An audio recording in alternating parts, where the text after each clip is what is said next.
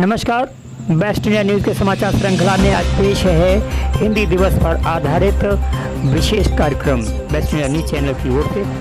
तो हम चलते हैं SRK महाविद्यालय जनपद फिरोजाबाद, जहाँ की आज हिंदी दिवस पर आधारित सेमिनार आयोजित हो रही है बच्चों। एक ऐसी चीज है कहते जरूर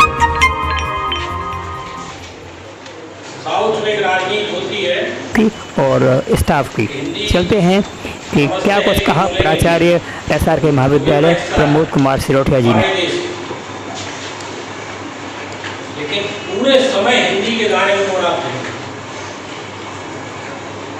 मैं खुद साउथ के बाला सुब्रमण्यम साहब के गानों को बहुत पसंद करता हूँ। कौन थे दूसरे जो भारत बोलते हैं महादेवन जी और शंकर उनके गाने पसंद करता हूँ, स्टाइल पसंद करता हूँ। उनको इतनी अच्छी हिंदी आती है तो आती है ना उनको, सब हिंदी में समझते हैं। कृष्णदेव जी ने ये बात कही 2011 की सेंसस, वर्तमान में हिंदी 50% से अधिक क्रॉस कर गई है लोकप्रियता बोलने। मैं हिंदी में अपने कार्यालय में बीच बीच में जाता हूँ, केबिन में रामधारी सिंह दिनकर साहब को पढ़ता हूँ। बोलिए संतोष जी, आप सबसे भी आग्रह है जो हिंदी के अलावा कितने लोग हाथ उठाइए, हिंदी के अलावा कोई नहीं, जबरन बैठाए गए कि UPSC वाले IAS वाले हैं। हमारी हिंदी सिरमौर है। 9 राज्यों की राजभाषा हिंदी है। राजभाषा के लिए बोला गया है। राजभाषा किसे कहते हैं? राजकीय कामकाज की भाषा। सरकारी कामकाज कैसे होगा उसके लिए ऑफिशियल लैंग्वेज शब्द यूज किया गया है, जो अंग्रेजी में वहाँ कहा गया है संविधान में। ऑफिशियल लैंग्वेज शब्द के तहत उसको कहा गया है कि हिंदी राजभाषा क्रम में नंबर 1 होगी, नंबर 1 पर हिंदी राजभाषा होगी। और साहित्य ऑफिशियल लैंग्वेज में भारत के संविधान में कहा गया है अंग्रेजी को दूसरी राजभाषा माना जाएगा आगामी 15 वर्षों तक। ये देश का दुर्भाग्य रहा। मैं तो ये कह भी देता हूँ, हमारी लीडरशिप की कहीं फेलियर रही। 15 साल बाद इसकी समीक्षा होनी थी, जहाँ अंग्रेजी से मुक्ति पानी थी। बात भारत में किसी भी कोने में कहने में कहीं कोई संकोच नहीं होना चाहिए, कहीं कोई आत्मग्लानि नहीं होनी चाहिए। हमें केरल की मलयालम, तमिलनाडु की तमिल, आंध्र प्रदेश की तेलुगु या आगे मराठी, कोई भाषा अपनाने में कोई संकोच नहीं है। लेकिन अंग्रेजी से इतनी आसक्ति पर हमें अपमान भी महसूस करना चाहिए। भारत के संविधान में साफ साफ कहा गया सिर्फ अंग्रेजी से हम 15 साल कामकाज चलाएंगे, उसके बाद इससे मुक्ति पाने का प्रयास आगे के नेताओं को करना था। जब 15 साल होने का समय आया 1963-65 में भारत का संविधान 50 में लागू कर दिया गया 14 सितंबर को। ये पहले एक मीटिंग हुई, इसमें ये हिंदी दिवस मनाने की बात कही गई, लेकिन संविधान में ये बात कह दी गई ये संविधान लागू हो जाएगा 50 में। 15 साल बाद इसकी समीक्षा की जाएगी, हिंदी राजभाषा रहेगी, लेकिन अंग्रेजी 15 साल तक कामकाजी भाषा होगी। इसका साफ संकेत था 15 साल बाद भारत में राजभाषा के क्रम पर नंबर 2 पर अंग्रेजी नहीं होनी चाहिए। कहीं भी ये बात हो सकती थी, हमारे यहाँ तमिल हो सकती थी, तेलुगु हो सकती थी, कन्नड़ हो सकती थी, मलयालम हो सकती थी, मराठी हो सकती थी, गुजराती हो सकती थी। इन भाषाओं में से कोई भाषा नंबर 2 पर हो सकती थी, उसमें हमारा सम्मान होता। लेकिन आज भी भाषा विवाद के रूप में आगे बढ़ती जा रही है, लेकिन अंग्रेजी से मुक्ति भारत को नहीं मिल पा रही है। मेरा इस पीढ़ी से अनुरोध है कि भारत में चलने वाली जो राज्यों की भाषाएं वो भी हमारी मातृभाषाएं, ध्यान रखिएगा, लेकिन अंग्रेजी हमारी मातृभाषा बिल्कुल नहीं है।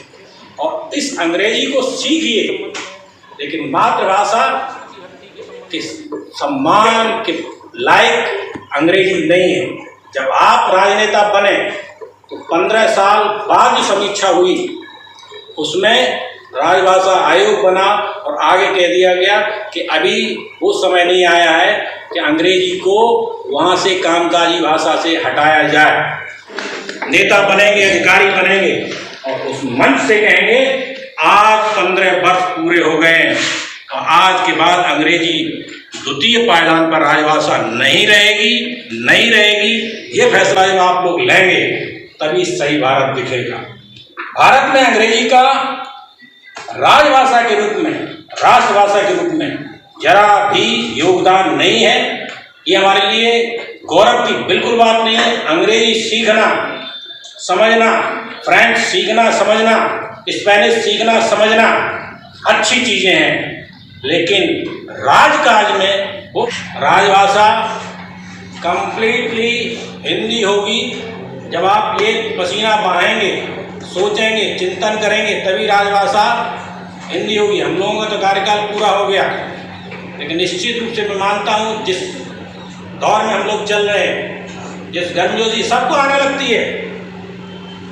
आपको आश्चर्य होगा, ये यूपीएससी के हमारे स्टूडेंट बैठे, मैंने इन्हें बुलाया है अभी, आज इन्हें हिंदी आती है और जब इनको कैडर अलॉट अगर इनमें किसी का सिलेक्शन होता है तमिलनाडु में, 3 महीने में इनको तमिल सीखनी होगी और सब सीख के जाते हैं। और जितने तमिल के लोग हैं जब नौकरी में आते हैं यहाँ, उन्हें यूपी कैडर अलॉट होता है। कैडर अलॉट होते ही उनसे कह दिया जाता है कि कैडर अलॉट हुआ है, आप हिंदी सीखिए। धड़ाधड़ हिंदी में बोलते हैं, लिखते हैं। जब इस तरह का कंपल्सन होता है तो रास्ते निकलने लगते हैं।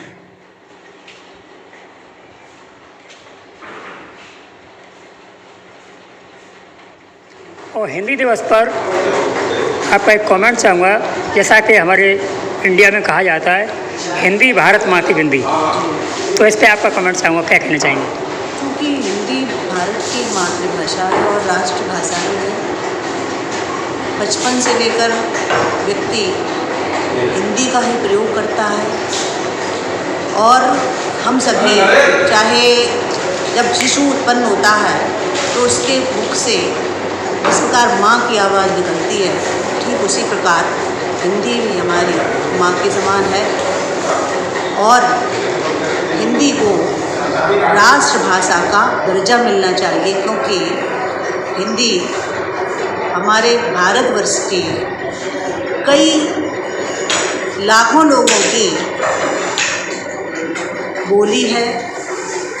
उसको जो महत्व मिलना चाहिए वो नहीं मिल पा रहा है। उसका कारण है अंग्रेजी का प्रभाव। अंग्रेजी के प्रभाव के कारण हिंदी की महत्ता कम है। लेकिन हमारे माननीय प्रधानमंत्री जी ने राष्ट्रीय शिक्षा नीति के तहत हिंदी पाठ्यक्रम में लाके विषयों, जो हमारे विषय हैं, विद्यार्थी जो पढ़ रहे हैं उनमें हिंदी में ही उनका पाठ्यक्रम है। इसलिए मुझे ऐसा प्रतीत होता है कि शायद हिंदी का जो भविष्य है वो अच्छा होगा। मैं यही कहना चाहूँगी कि हिंदी हमारी मातृभाषा है और हमें गर्व महसूस करना चाहिए हिंदी का प्रयोग करने में भी। भले ही मैं स्वयं एक अंग्रेजी की प्राध्यापिका हूँ, हमें विभिन्न भाषाओं का ज्ञान प्राप्त कर सकते हैं, क्योंकि ज्ञान तो एक सागर के समान है। उसकी जितने भी बूंदें हम अपने में समा सकें, हमें वो सब करना चाहिए। लेकिन उसका अर्थ यह कदापि नहीं है कि हमें हिंदी बोलने में या हिंदी लिखने में हमें कोई इन्फीरियरिटी कॉम्प्लेक्स होता है, ऐसा नहीं है। और यदि हम गहराई से वास्तव में हिंदी पढ़ें तो हम पाएंगे कि ये सब भाषाओं में सर्वोपरि है और इसमें जो भावनाएं हैं वो शायद किसी दूसरी भाषा में नहीं मिल पाएंगी, ऐसा मेरा मानना है। Thank you. हिंदी और इंग्लिश का एक कंपैरिजन किया जाए तो आज के युग में व्यवहारिक रूप से क्या सही है? व्यवहारिक तो मुझे लगता है कि हम थोड़ा सा पाश्चात्य संस्कृति को, जो ये नई युवा पीढ़ी है, उसको हम फॉलो कर रहे हैं, लेकिन फॉलो भी हम इस पूरी तरह से नहीं करते। जो उनकी अच्छाइयाँ हैं वो हम भूल जाते हैं। अब हम यूरोपियंस को फॉलो करने में, इंग्लिश बोलने में या इंग्लिश लिखने में ही केवल ये कि हम बहुत पढ़े लिखे हैं, लेकिन हम भूल जाते हैं कि अंग्रेज़ों की तो मातृभाषा ही इंग्लिश थी, तो वे तो इंग्लिश जानेंगे, वे हिंदी कैसे समझ पाएंगे? ना वो उनका हिंदी के प्रति वो भाव है। हम शुरू से जिस माहौल में रहे हैं, जिस समाज में रहे हैं, वहाँ हिंदी बोली जाती है और हिंदी को हम गहराई से अध्ययन करेंगे तो ये तो हमारी लिए गर्व का विषय है और हमारा कर्तव्य भी है, और हमें अपने महान साहित्यकारों का अध्ययन अवश्य करना चाहिए। यही बस मेरा उद्देश्य है। एक कमेंट और है, यस, हिंदी भारत माँ की बिंदी, इस पर क्या कहना चाहेंगे? हिंदी भारत की मातृभाषा है जी, और भारत से जुड़ी है। इसका इतिहास आज का नहीं, हमारी संस्कृति बहुत प्राचीन है और उसमें हिंदी का स्थान भी बहुत महत्वपूर्ण है। इसलिए मैं चाहूँगी ये कहना बस कि हर भारतीय नागरिक को हिंदी को पढ़ना चाहिए और उसका मूल अर्थ अवश्य समझना चाहिए और व्यवहार में लाना चाहिए। व्यवहार में भी तो लानी ही चाहिए जी। भले ही हम और भाषाएं बोल भी जी। सकते हैं, जैसे अंग्रेजी बोली जाती है, हम अंग्रेजी सीख रहे हैं तो हमें अंग्रेजी बोलनी चाहिए क्योंकि ये तो वर्ल्ड लैंग्वेज बन चुकी है। तो यदि हम ये नहीं जानेंगे तो हम कुछ चीज़ों को सब चीज़ नहीं सीख पाएंगे, और दूसरे देशों की किसी को यात्रा करने का यदि मौका मिले तो इंग्लिश का यूज़ सबसे ज़्यादा ज़रूरी है, उसका ज्ञान ज़रूरी है। अदरवाइज़ हम नहीं बातचीत कर पाएंगे, कन्वर्सेशन नहीं हो पाएगा दूसरे देशों के लोगों से। तो इसलिए सभी भाषाओं को हमें सीखना चाहिए और हिंदी को सर्वोपरि है। हम भारत के नागरिक हैं जी। तो ये तो हमारा कर्तव्य है कि हमें हिंदी जरूर पढ़नी और सीखनी चाहिए। धन्यवाद। आज हिंदी दिवस है, वो हिंदी दिवस पर आप क्या कहना चाहेंगे? देखिए, सबसे पहले तो मैं संपूर्ण भारतवासियों को और अपने इर्द गिर्द जितने भी प्रत्यक्ष अप्रत्यक्ष रूप से विदेशों में रहने वाले सभी भारतीय लोगों को मैं हिंदी दिवस की हार्दिक शुभकामनाएं देती हूं और उनके उज्जवल भविष्य की कामना करती हूं। इस पर जैसे कहा जाता है हिंदी के बारे में, हिंदी भारत माँ की बिंदी, इसमें आपका क्या कमेंट है? जी बिल्कुल, हिंदी भारत की बिंदी, जैसे कि एक स्त्री की शोभा माथे पर, ललाट पर जिस बिंदी के लगाने से बढ़ जाती है, द्विगुणित हो जाती है उसकी शोभा, ठीक वैसे ही हमारी भाषा हिंदी, जो संपूर्ण भाषाओं को एक ललित, उसमें लालित्य है, उसमें एक सौम्यता है, उसमें सहजता है, सरलता है, मधुरता है, प्यार है। तो ये शब्द और ये विशेषण जो दिया है हिंदी भारत की बिंदी, ये बिल्कुल सटीक है और मैं इससे पूरी तरह से सहमत हूँ। आज हिंदुस्तान की एक मातृभाषा हिंदी है और फिर व्यवहारिक रूप में यहाँ के लोग, कुछ लोग भी हैं जो व्यवहारिक रूप में हिंदी को अपनाने से कतराते हैं, ऐसा?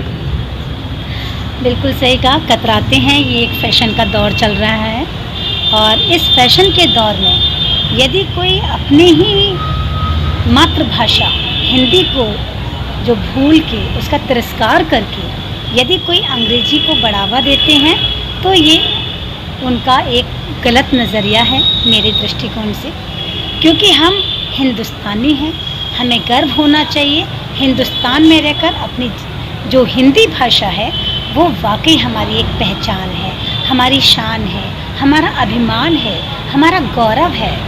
तो इसलिए इसे बोलने में संकोच नहीं करना चाहिए। हिंदी के सम्मान में, क्योंकि आप हिंदी की हेड भी हैं दागदियाल डिग्री कॉलेज से, तो हिंदी के सम्मान में हम कुछ चाहेंगे कि आपको सुनाएं। सबसे पहले मैं अपनी बात कहूँगी, हिंदी है ना, उसके शब्द मैं कुछ कहूँगी इन पंक्तियों के माध्यम से। भाषा ललित कला सहित रखिए भाव विचार, कथ्य शिल्प संगीत से सजते शब्द हजार, सजते शब्द हजार, स्वस्थ साहित्य कहाए, गद्य पद्य की विधा सिमट कर सब इसमें आए। जीवन के बहुरंग बिखेरे आस निराशा, हिंदी का साहित्य अमर है, हिंदी भाषा। हिंदी कभी नहीं मिटेगी और हिंदी का अस्तित्व सदैव सदैव चिरस्थायी बना रहेगा। और इसलिए मैं हिंदी को, जब तक मैं इस पृथ्वी पर हूँ, मेरा अस्तित्व है, तब तक मैं हिंदी की पूरी तरह अपनी साहित्य साधना में निरंतर अपने साहित्यिक पथ पर चलती रहूँगी। और हिंदी के प्रति मेरी पूरी सहानुभूति नहीं, मेरा अभिमान है। इसलिए मैं गर्व से एक हिंदुस्तानी होने का अपना एक अलग ही अस्तित्व कायम रखूँगी, ये मेरा विश्वास है। और हिंदी हमारी पहचान है जो हमें सफलता के शिखर